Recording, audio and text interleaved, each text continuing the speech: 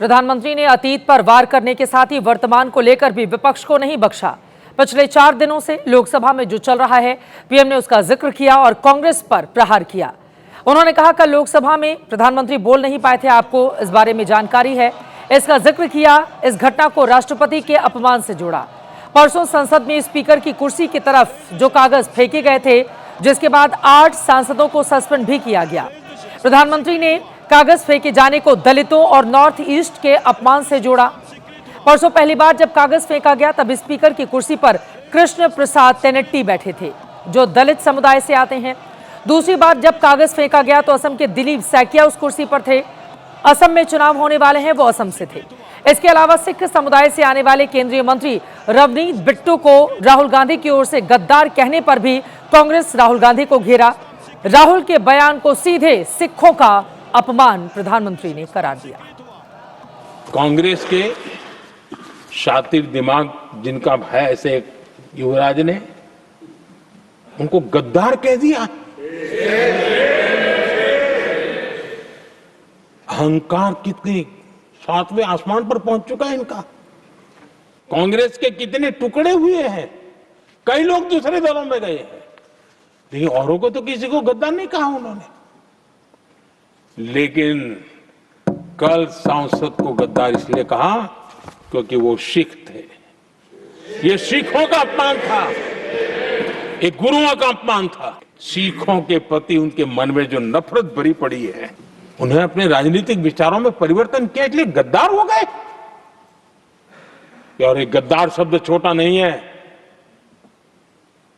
मेरे देशवासी को कोई गद्दार कहे, ये कैसे देश सहन करेगा?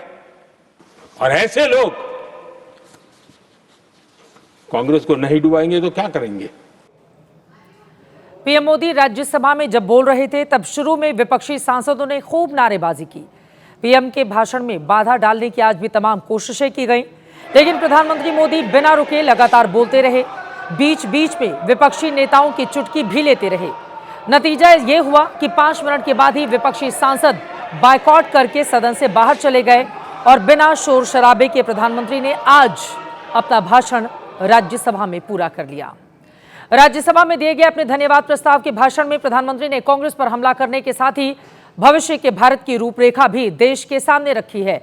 अर्थव्यवस्था के मोर्चे पर पीएम मोदी ने जो 5 बड़ी बातें कही है, जल्दी से उसके बारे में आप जान लीजिए। पहली बड़ी बात, अमेरिका के साथ हुई ट्रेड डील पर प्रधानमंत्री ने साफ कहा, यह समझौता सिर्फ 2 देशों का करार नहीं बल्कि दुनिया में भारत पर बढ़ते भरोसे की मुहर है। संदेश साफ था, भारत अब भरोसेमंद साझेदार है।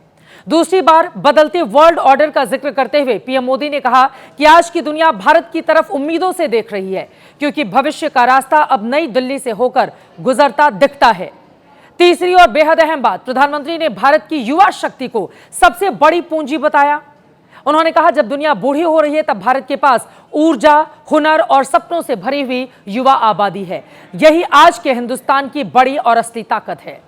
चौथी बात, संसद के भीतर प्रधानमंत्री का बड़ा ऐलान, भारत अब रिफॉर्म एक्सप्रेस पर सवार हो चुका है। सुधार अब रुकने वाला नहीं बल्कि गति और दिशा दोनों तय है। हम तेज गति से आगे बढ़ रहे हैं। और सबसे बड़ी बात, पीएम मोदी ने पूरे विश्वास के साथ कहा कि आने वाला समय भारत के लिए अभूतपूर्व अवसरों का समय है। ये दशक भारत का है और जो मौके आएंगे उन्हें भुनाने के लिए देश पूरी तरह से तैयार खड़ा है। सुनिए। हमारे पास आज दुनिया का बहुत ही महत्वपूर्ण टैलेंट पूल है, युवा टैलेंट पूल है, जिसके पास सपने भी हैं, संकल्प भी है, सामर्थ्य भी है। शक्ति का आशीर्वाद हमारे साथ है। भारत आज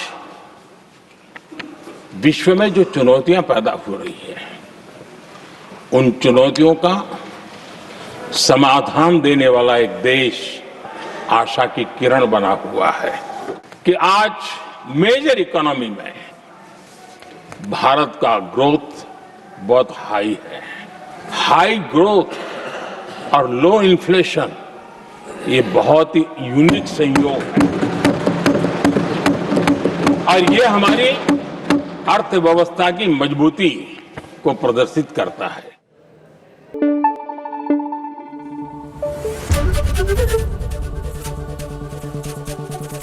Thank you.